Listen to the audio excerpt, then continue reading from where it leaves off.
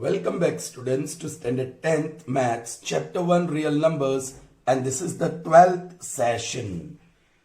Children, the previous session, that was session 11, was independent. I mean that session had to do nothing with previous sessions. Alright? Means it was a new concept. What we studied in 11th session? Right. Finding whether the rational number is terminating decimal expansion or non-terminating decimal expansion. Alright? And what else we studied in that session? Yes, relationship between the two numbers and their HCF and LCM and the sums based on that. So it was purely a session which had to do nothing with previous sessions. Alright, so because before solving those word problems, I stated that you should be watching each and every session. Then only you will understand. Okay, that was okay till I solve the word problems. But once the word problems are over, every session is pure and independent. You can understand that session easily. Like today also, this 12th session is pure and independent. We are going to see a new concept. Alright, it has to do nothing with previous sessions. Alright, so you should understand this session very well. You won't understand the word problems well if you have not attended the previous sessions. Is that clear, children? So pay attention to this session and you will understand. Okay. Now, what are irrational numbers? So yesterday also I wrote real numbers can be of two types, rational and irrational. Right? Rational numbers are of two types, that is A upon B form. Any rational number can be represented as A upon B, where B is never equal to 0. Correct? Okay. And yes, it is represented as terminating decimal expansion. Either it is going to be terminating or non-terminating. Terminating or non-terminating. But this non-terminating will be but recurring. Non-terminating but recurring. Whereas if you look at this irrational number, it is in the form of square root, cube root, fourth root, okay, square root of 2, cube root of 3, fourth root of 4, which are not perfect square. 2 is not perfect square, 3 is not perfect cube, 4 is not a perfect power which can be represented as something raised to 4. Alright, so it is not, you won't get square root of 4. Okay, they will be non-terminating, and non-recurring. Now this yesterday we saw, and you know this denominator, if you are able to represent as 2 raised to m into 5 raised to n, or you can say 5 raised to m into 2 raised to n. Product of powers with base 5 and 2, nothing else should be there, then that is terminating, or otherwise it is non-terminating. Okay, let's see few here. Irrational numbers. Let's say square root of 2. Square root of 2 is equal to 1.4142135623 dot. That shows it is non-terminating. And see 41, then 42.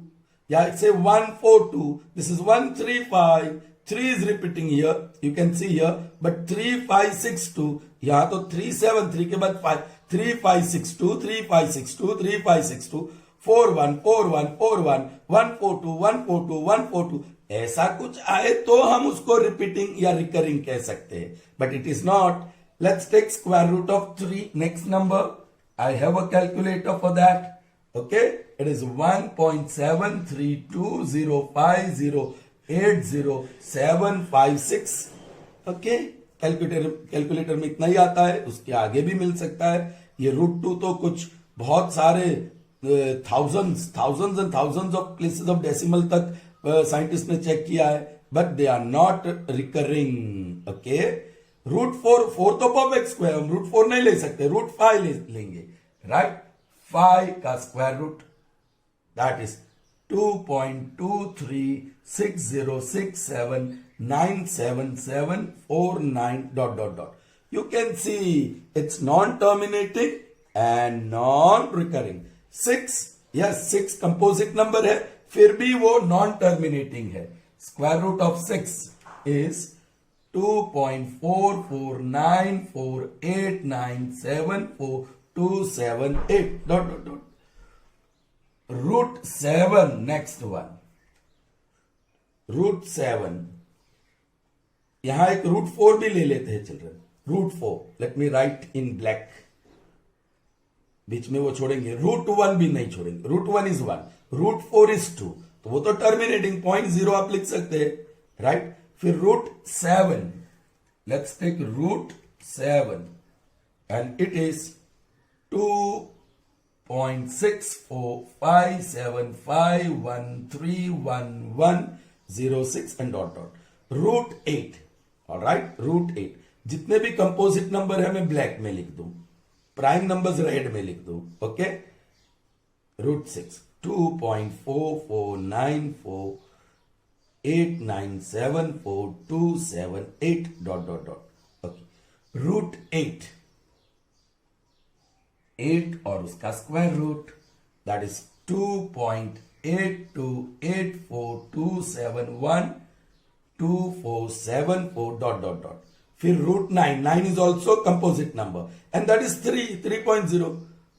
10 is composite number, right. 10 is composite number, उसका root 10 और उसका root, that is 3.16227766016 dot. फिर √11, 11 is prime, so I'll write in red. Okay, square root of 11 is 3.3166247903 dot. So observe and understand children, जितने भी prime numbers है red में है, √2, √3, 2, 3, 5, 7, 11, alright, they are prime numbers. उसका square root लेंगे तो they are always non terminating and non recurring, so they are irrational numbers. But composite numbers, this is not irrational, वो rational है. This is not irrational, वो भी rational है. और बाकी के √6, √8, √10, they are irrational. So you can say all primes are irrational. All primes are irrational. Not primes, but all square root of prime numbers are irrational. But all square root of composite numbers, composites I'll put, composites are not irrational.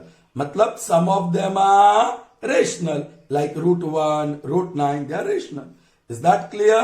समझ में आई बात? तो irrational का थोड़ा सा concept आया.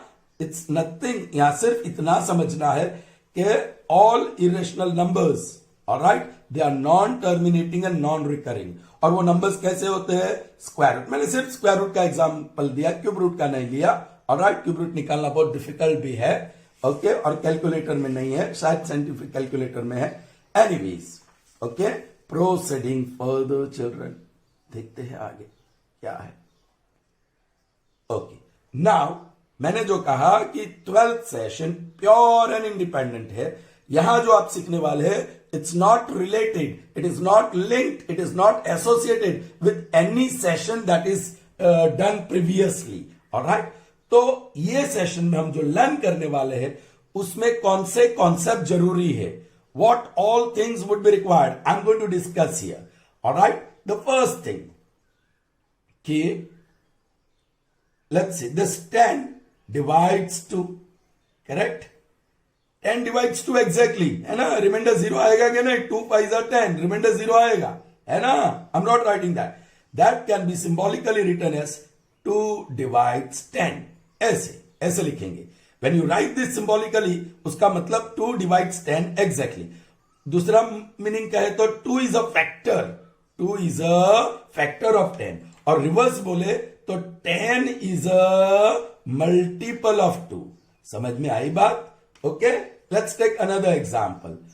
2 और डिवाइड बाय 11 करिए तो ये रिमाइंडर 0 नहीं आने वाला है। 2 5 are 10 and 0, so 2 divides 11।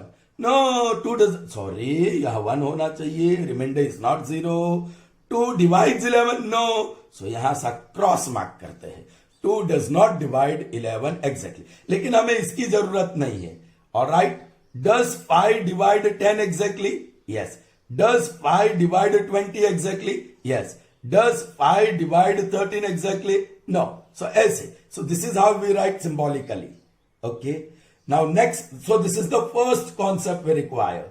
Symbolic form, 2 divides 10 exactly. If I say A divides B exactly, तो मतलब A is a factor of B और B is a multiple of A.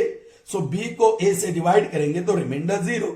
M divides 10 exactly, मतलब M is a factor of 10 and 10 is a multiple of M। ऐसा समझ में आ गया बात? चलो next. 2 4 6 8 10 12, what are this? Yes, you will say they are multiples of 2, multiples of 2। Okay, तो how will you write briefly as multiple of 2? आप symbolic form में multiple of 2 को कैसे लिखेंगे? 2k, where k is natural number 1 2 3 4 5। k is any natural number, okay, counting number. आप k equal to 1 ले लीजिए, so 2 into 1। फिर k equal to 2 लीजिए तो 2 इंटू 2। k इक्वल टू 3 लीजिए, so 2 into 3। k equal to 4 लीजिए, so 2 into k, that means 2 into 4। k equal to 5 लीजिए, so 2 into 5 and so on. So मतलब you got 2 4 6 8 10। इसका मतलब 2k represents a multiple of 2। वैसे ही 3k 3a 3m 3x कुछ भी लिख सकते हैं। This are representation of multiple of 3। if I write 5k 5y 5z, this represents multiple of 5। समझ में आई बात? so now if I say what is multiple of 11, आप पहले सीख चुके हैं कि 11 22 33 44 55 these are multiples of 11, लेकिन अभी ब्रीफली लिखना है, सिंबॉलिकली लिखना है, तो you can simply write 11a where a is 1 2 3 and so on। 11 है, दिस इज मल्टीपल ऑफ 11। आपकी समझ में आ गई बात? Did you all understand? चलो आज का तीसरा concept that will be required. 7 divides 49 exactly, सही है? Yes, but now this is perfect square, so I can say 7 divides 7 square, सही है ना? सिर्फ 49 को मैंने 7 स्क्वायर लिखा। अब 7 divides 7 स्क्वायर, तो इसको स्क्वायर निकाल दूं तो 7 divides 7 ऑल्सो, वो भी तो सही है। 7 divides 7 exactly. Are you getting me? उसी तरह 7 divides 343 exactly, because this is, अब देखो चेक करो, 7 4s are 28, how much remains? 6 3, 7 9s are 63 0। yes, 7 divides 343। now this is perfect cube। 7 divides 7 cube, या आप क्यूब निकाल सकते हैं, यू कैन से 7 divides 7। so if a divides b square, you can exactly, then you can say a divides b। if a divides b raised to 5, you can say a divides b raised to 4, a divides b cube, a divides b square, a divides b, आप कुछ भी कह सकते हैं। Are you following? See, 2 divides 2 raised to 7. So 2 divides 2 raised to 6, 2 divides 2 raised to 5, 2 divides 2 raised to 4, 2 divides 2 cube, 2 divides 2 square, 2 divides 2. If 5 divides m cube, straight away you can say 5 divides m, जो चाहिए वो ले सकते हैं। आपकी समझ में आया? k divides m square, so you can say k divides m। Did you understand this? Sure, 100%. Okay. Now, what else concept would be required? Okay, वो बहुत ही इंपॉर्टेंट कॉन्सेप्ट है। चलिए, मैं कहां लिखूं, मेरे लिए प्रॉब्लम है। Okay, I will take one fresh page then. Okay, इसी के पीछे बता दूं दूसरा concept which will be required. Okay children, एक स्टेटमेंट है which you have to prove. राज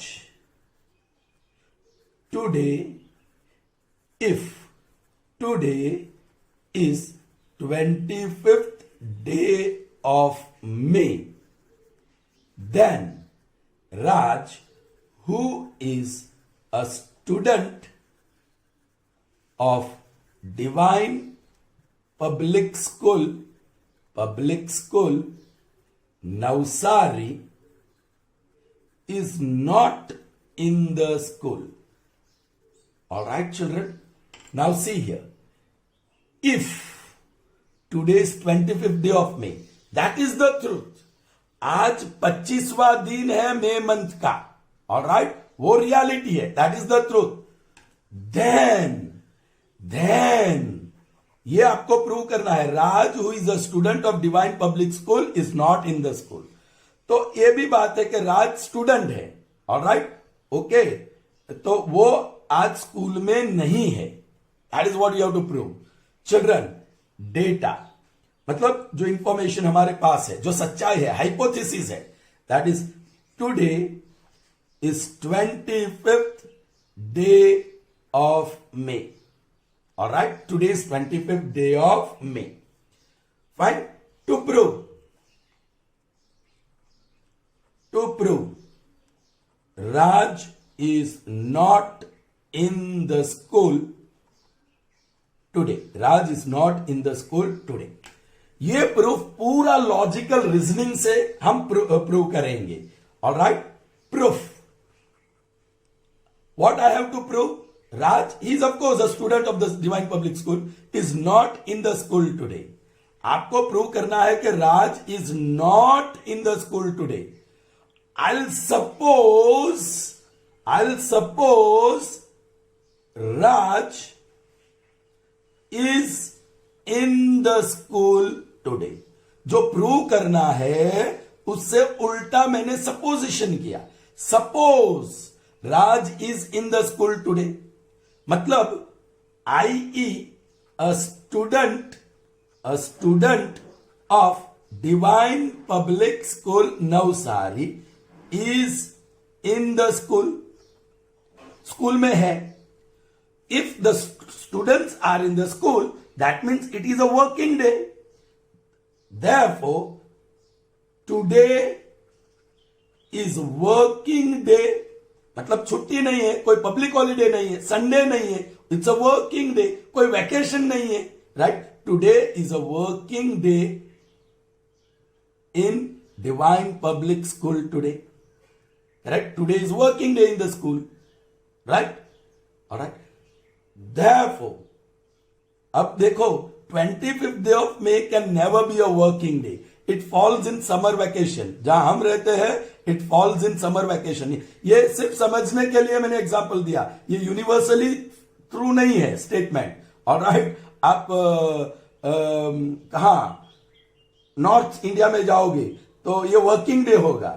वहां जनवरी में छुट्टी होती है उनका वैकेशन. चलिए, समर वैकेशन होता है. हमारे लिए समर वैकेशन है, डिवाइन पब्लिक स्कूल के लिए भी समर वैकेशन होता है.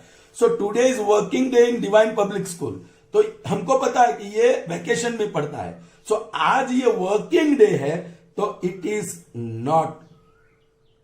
Is not a day of any vacation. Working day है मतलब कोई वैकेशन का दिन नहीं है, पब्लिक हॉलीडे नहीं है, संडे नहीं है, यहां वैकेशन के साथ कनेक्टेड है. सो मैंने लिखा कि it is not a day of any vacation.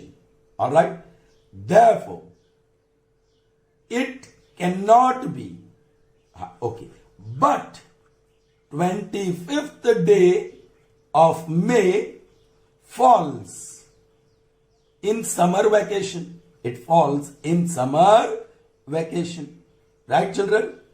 Therefore, today cannot be 25th day of May. बराबर समझो. Today is working day. पहले से Raj is in the school today. A student of the school is in the school. जब student school में होते हैं, then you can say it's a working day. It is not a day of any vacation या holiday या Sunday. All right, कोई public holiday नहीं है. मैंने vacation वाला चुन लिया कि it is not a day of any vacation. So, but ये 25th day of May falls in summer vacation. So today cannot be 25th day of May. जो summer vacation होता आज 25वां मई हो ही नहीं सकता क्योंकि वो तो summer vacation में है. तो हमने ये सपोज किया और यहां तक लॉजिकली लेकर आए, ड्रैग करके आए कि today can not be the 25th day of मे. पर वो तो डेटा में ही है, इंफॉर्मेशन में ही है. इसको हाइपोथेसिस कहते हैं. ये सच्चाई है, सच्चाई बदल नहीं सकते हैं. तो हम कहेंगे i.e. it contradicts या but this contradicts the hypothesis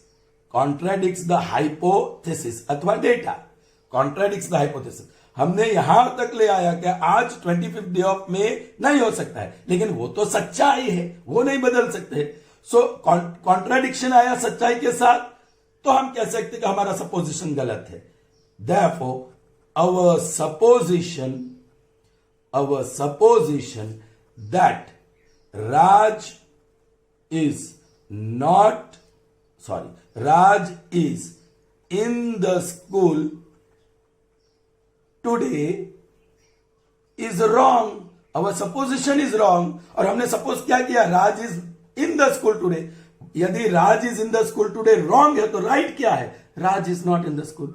Therefore, Raj is not in the school today. Prove.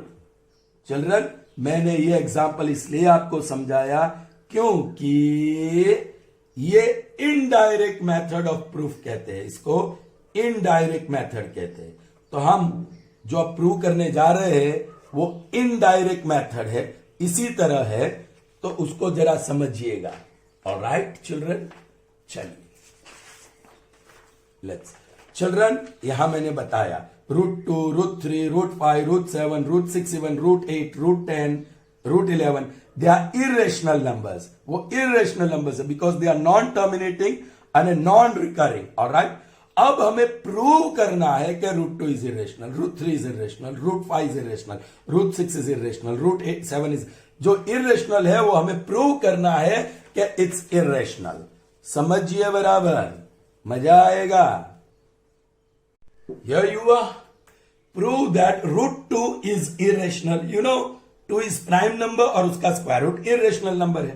हमें प्रूव करना है children. So how do we start? एक और बात बता दूं. ओके चिल्ड्रन, आप बोलेंगे मुझे हाफ पार्ट चाहिए. आप बोलेंगे कहीं कोई कुछ चाहिए, एप्पल चाहिए आपकी सिस्टर से या ब्रदर से या मदर से, and you will ask give me half part. तो हाफ पार्ट आप कैसे लिखोगे? 2/4 वो भी तो हाफ ही है. 10/20 वो भी तो हाफ ही है. 15/30 हाफ ही है. You will never write in rational number form, a/b form in this way.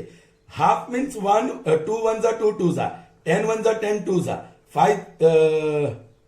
15 ones are 15 twos are. You will say half 1/2. कहने का मतलब कि 1 और 2 का which they will be co-primes. You know what are co-primes? उसका LCM 1 ही होगा. Alright? In short, any rational number is always represented in simplest form. Okay? चलिए. What you have to prove? √2 is irrational. मैं उसका opposite suppose कर रहा हूं. Suppose √2 is rational number या rational. √2 is rational. Alright? Children, वो rational number है. So you can represent in a/b form. i.e. √2 is equal to a/b, where b is not equal to 0, and yes, a and b have no common factors other than 1. है ना?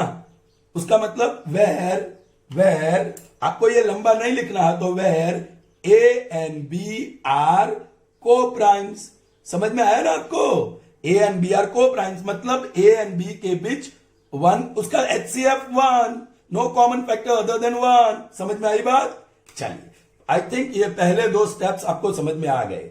Suppose √2 is rational, irrational नहीं, वो तो prove करना है, उससे उल्टा हमने सपोजिशन किया।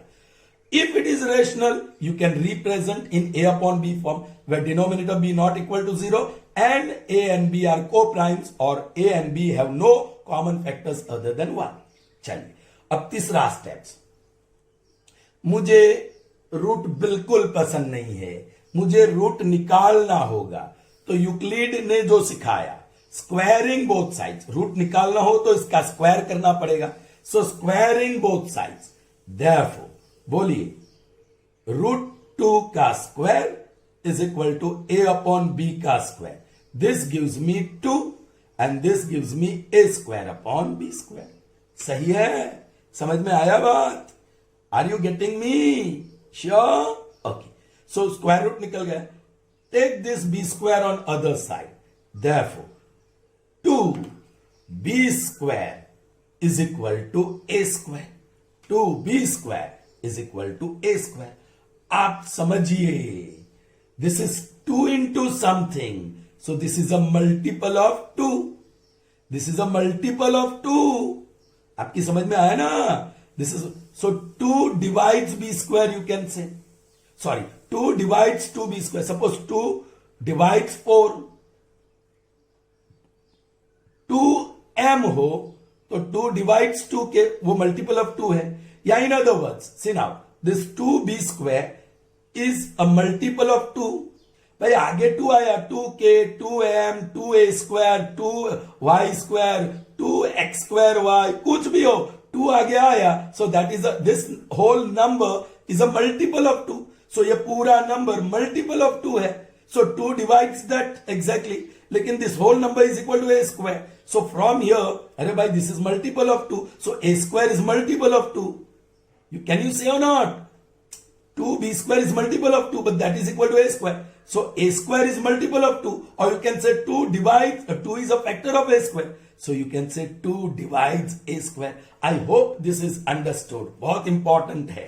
This is very important. Here I am going to call this co-prime वाला result to 1. ये जो squaring करके A square को subject of the formula बनाया, I am going to call it result 2. Is that clear? Now, आगे बढ़ेंगे। Therefore, now see, if 2 divides A square, then 2 divides A, मैंने बताया, and this I'm going to call it result 3. Okay, ये धीरे धीरे आपको समझ में आ जाएगा। There are 3 sums which I'm going to do before we see another type. Okay, so yeah, you need little bit of practice. Now 2 divides A, उसका मतलब क्या? 2 is a factor of A, so मतलब A is a multiple of 2. I.e.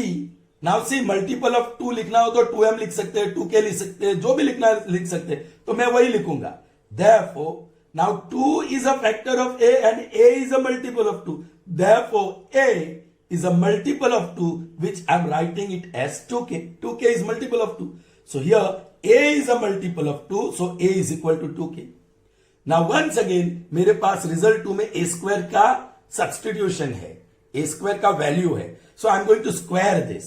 This gives me A square is equal to 4K square, squaring both sides. Now put the value of A square.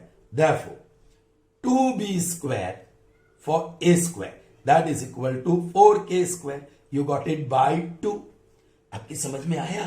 Now this is 2 ones are, 2 twos are. Therefore, B square is equal to 2K square. Oh children, इस बार 2 right side पे है. So this 2K square is a multiple of 2. उसका मतलब B square is multiple of 2. So 2 is a factor of B square. Therefore, 2 divides B exactly. 2 divides B exactly. And this is the result number 4.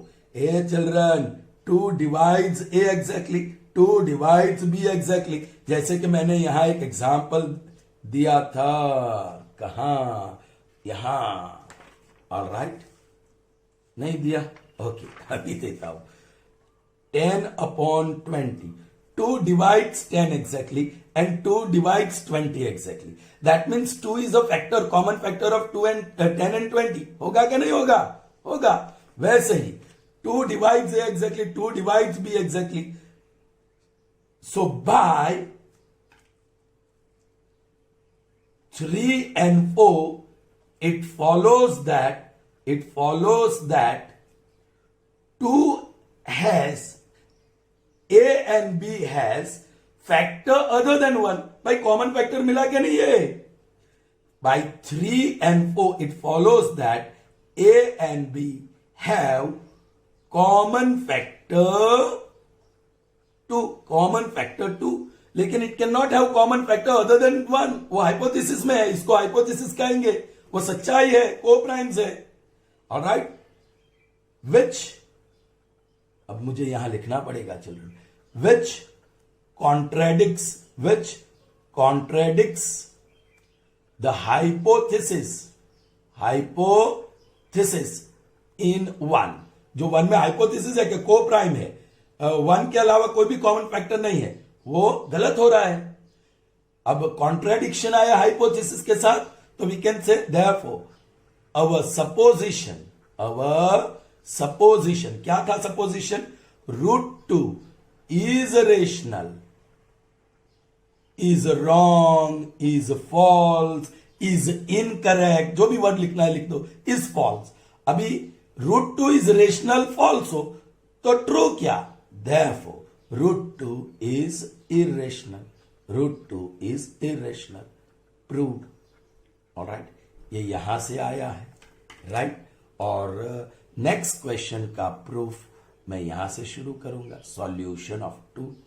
Alright, the good thing about this question is children, सब monotonous है, मतलब एक ही प्रकार का. देखिए, now 3 is prime number and its root is irrational, we know that. Okay, let's start. √3 is irrational, which is what we have to prove. Suppose, I'll try to manage here. Suppose √3 is rational. Okay? Therefore, √3 is equal to A upon B form, where B is not equal to 0, and A and B are co-primes. Alright? उसको कहेंगे hypothesis 1 या simply result 1 चलेगा. Okay, अब देखो, squaring करना है. So 3 is equal to A square by B square. Squaring both sides, right. अब मुझे B स्क्वायर को बाजू ले जाना है. 3B square is equal to A square. Now 3 आ गया, so that is a multiple of 3. That means 3 is a factor of 3B square. लेकिन 3B square is equal to A square. So you can say 3 is a factor of A square. In other words, 3 divides B exactly. Correct? इसको हम कहेंगे result 2, जहां A square की value है. Alright? 3 divides A square exactly. 3 divides A square exactly. Therefore 3 divides A exactly. That is result 3. Alright, okay. Now उसका भी उल्टा मतलब 3 is a factor of A, तो A is a multiple of 3, i.e. A is equal to 3K, multiple of 3K, squaring both sides, so A square is equal to 9K square. Correct? Okay, so you can say now value of A from 2, what is A square? Value of A square actually 3B square is equal to 9K square. 3 1s are 3 3s are. So therefore B square is equal to 3K square. अब 3 ए बाजू आया, so 3 is a factor of B square, so 3 divides B square. Therefore 3 divides B. Result number 4. 3 divides A, 3 divides B. So you have a common factor 3 other than 1. So मतलब A and B cannot be co-prime. i.e. by 3 and 4, it follows that A and B cannot be co-primes. But this contradicts contradicts the hypothesis, मतलब सच्चाई, hypothesis in one. Alright, इसको सिर्फ number one कह दीजिए, चलिए सिर्फ one, hypothesis लिखने की जरूरत नहीं है। देयरफॉर हाइपोथेसिस को कॉन्ट्रडिक्शन आया, हाइपोथेसिस बदल नहीं सकते हैं, तो हमें बदलना होगा हमारा सपोजिशन, वो रॉन्ग है। Therefore our supposition that root 3 is rational is incorrect. एक नया शब्द यूज कर दिया, रॉन्ग, फॉल्स, इनकरेक्ट। अभी ये इनकरेक्ट है तो करेक्ट क्या है? Therefore root 3 is irrational. That will be correct, क्योंकि दो ही चीज है, आइदर रेशनल है या इरेशनल है। Prove. Is that clear, children? I hope you have understood. चलिए आगे बढ़ते हैं।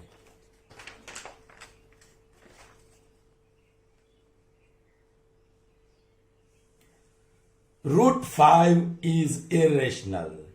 5 प्राइम नंबर है ना चिल्ड्रन? चलिए पहला क्या? सपोज रूट 5 इरेशनल की जगह पे is rational, therefore root 5 is equal to a upon b, वह a मैं चेंज कर रहा हूं, p अपॉन q, वह q is not equal to 0 and p and q are co-primes, result 1, वो सच्चाई है।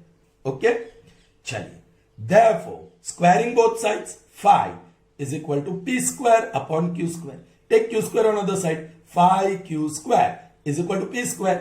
आप लेफ्ट हैंड साइड देखोगे तो पता चलता है कि that is a multiple of 5. Okay, and left hand side is equal to right hand side, so right hand side is also a multiple of 5. So 5 is a factor of p square. Therefore 5 divides p square. इसको result 2 बोलेंगे p square की value को। So 5 divides p square exactly. Therefore 5 divides p, इसको कहेंगे result 3। 5 divides p exactly. अब उल्टा देखेंगे, p is a multiple of 5, i.e. p can be expressed as 5k. समझ में आया? Multiple means 5 times something. Alright. Squaring both sides, so p square is equal to 25k square. p square की value डालिए, 5q square is equal to 25k square by 2.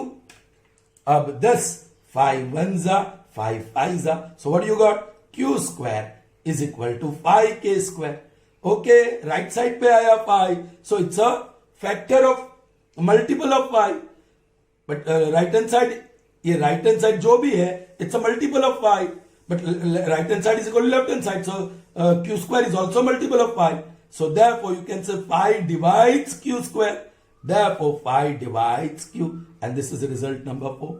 Now by 3 and 4, it follows that क्या? 2, okay, p and q are not co-primes. p and q are not co-primes. क्यों? 5 is factor of p, 5 is factor of q, so other than 1, 5 common factor मिल गया. So you cannot say they are co-primes. p and q are not co-primes. This contradicts the hypothesis in 1. Therefore our supposition that क्या? Root 5 is rational is wrong. If root 5 is rational is wrong, then what is correct? Therefore root 5 is irrational. Proved. Understood children? तो आपने देखा 2 हो या 3 हो prime number, 5 हो, कोई भी प्राइम नंबर, उसका स्क्वायर रूट इज इरेशनल। तो अब नेक्स्ट एक लेमा है, दिस इज कॉल्ड लेमा। आपकी बुक में नहीं है लेकिन उसको हम लेमा बोलेंगे।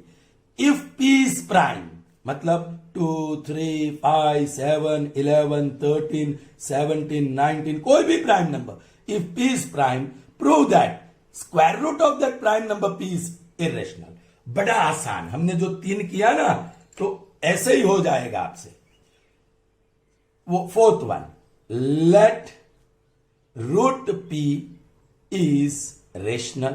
हमें रेशनल सपोज करना है बस. i.e. या therefore root p is a upon b where b is not equal to 0 and a and b are co-primes. उसको रिजल्ट नंबर 1 बोलिए, राइट. therefore स्क्वायर करेंगे तो ये p बन जाएगा is equal to a square upon b square. therefore pb square is equal to a square. Alright. Now this left hand side p की वजह से 2 होता तो मल्टीपल ऑफ 2, 3 होता तो मल्टीपल ऑफ 3. यहां p है सो यू कैन से multiple of p. So left hand side is a multiple of p but that is equal to right hand side. So right hand side is also multiple of p. So p divides a square. Therefore p divides a square. ये value of a square को result 2.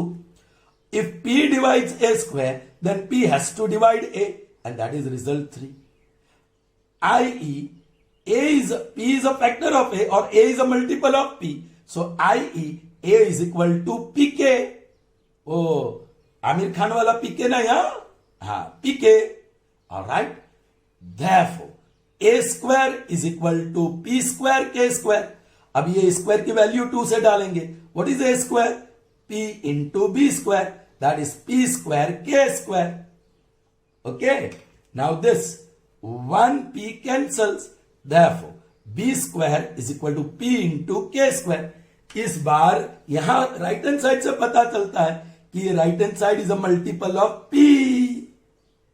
And right hand side is equal to left hand side. So that p divides b square. Therefore p divides b. Result 4. देखो हमने क्या कहा, a and b are co-primes. मतलब a और b के बीच 1 के अलावा कोई और भी कॉमन फैक्टर नहीं हो सकता है. लेकिन रिजल्ट 3 और 4 बता रहा है कि p divides a, p divides b, मतलब p is a common factor of a and b. So you can say by 3 and 4, by 3 and 4, it follows that क्या a and b are not co-primes. A and b are not co-primes. Okay, but this contradicts the hypothesis in one. Therefore, if that, ये तो सच्चा है, इसको नहीं बदल सकते हैं, तो हमारा सपोजिशन बदल सकते हैं. Therefore, our supposition that root p is rational is wrong. Therefore, root p is irrational. Proved. I hope that is clear to you, children. Alright? Alright, children. Last 2 sums of this session. Let's see them. Prove that 3 root 2 is irrational. Children, यहाँ 3 additional आया. Don't worry. आपको लगेगा कि root 2 में कितना लिखना है, तो 3 रूट 2 में तो और ज्यादा लिखना पड़ेगा. यहां भी देखो रूट 3 इज इरेशनल में बहुत ज्यादा लिखना होता है, लेकिन हमारे पास अब लेमा है. ये 3, ये root 2, they are irrational. Lemma कहता है कि दे आर इरेशनल. ऑलराइट, चलिए. तो ये तो और भी आसान है. कैसे, देखिए. हाँ, हमारा स्टार्टिंग वही रहेगा. Suppose, this is 5th one. Suppose 3 root 2 is rational. 3 root 2 is rational. Therefore, 3 root 2 is equal to m upon n, where n is not equal to 0 and m and n are co-primes. Alright, children. अब यहां एक चीज है, जब additional होता है तो हमको ये नहीं लिखना है। मैंने कहा ना वो तो उससे भी आसान है, तो कैसे, तो उसको ऐसे लिखना है तब। ओके, जब एडिशनल हो सिर्फ √2 सिर्फ √3 तो आपको ये सब चीज लिखनी होगी, लेकिन उसके साथ कुछ ऐसा हो तो आपको ये नहीं लिखना है।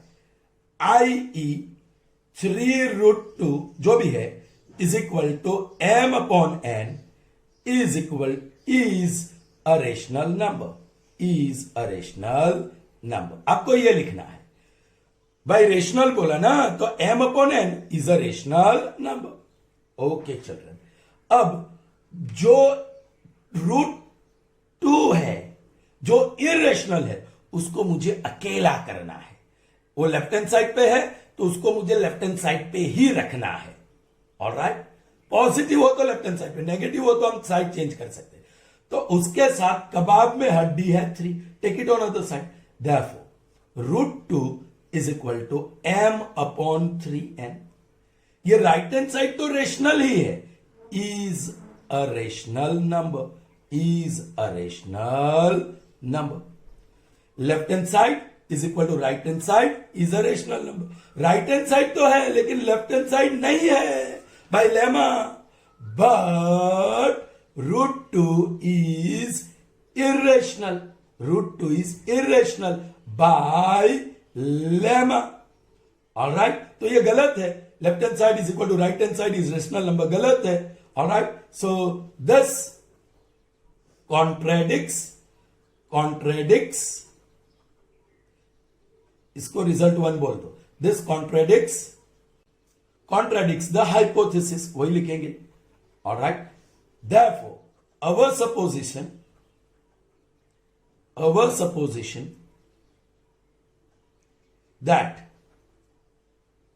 3√2 is rational is false. Therefore, 3√3 is irrational. Proved. Children, यहां थोड़ा सा चेंज कर दे हम लोग। Alright, but √3 is irrational by lemma. So this contradicts hypothesis, छोड़ दो, this contradicts lemma, this contradicts lemma.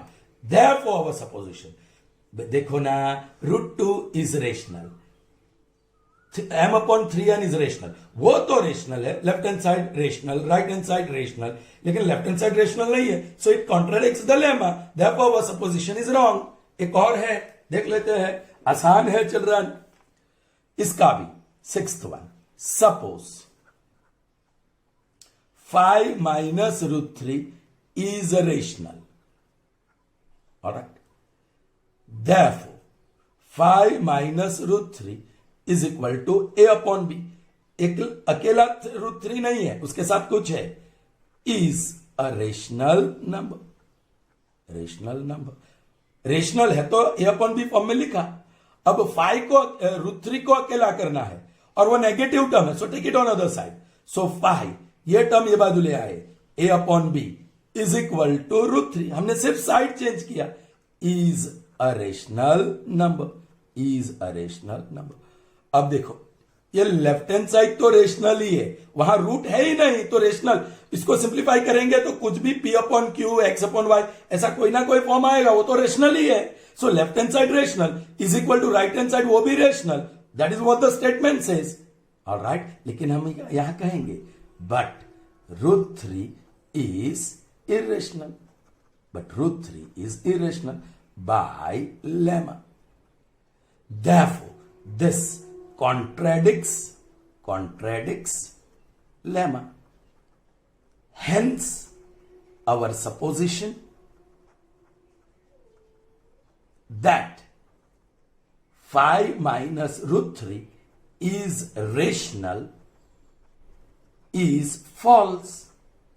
So what is true? Therefore, 5 minus √3 is irrational. That is what we are supposed to prove. Proved. Alright. I hope that is clear. You need little practice and then you can do it very easily. Okay. Stay at home. Stay safe. Follow the COVID guidelines. Alright. So now, see you in the 13th session. Till then, goodbye. Have a nice day, children.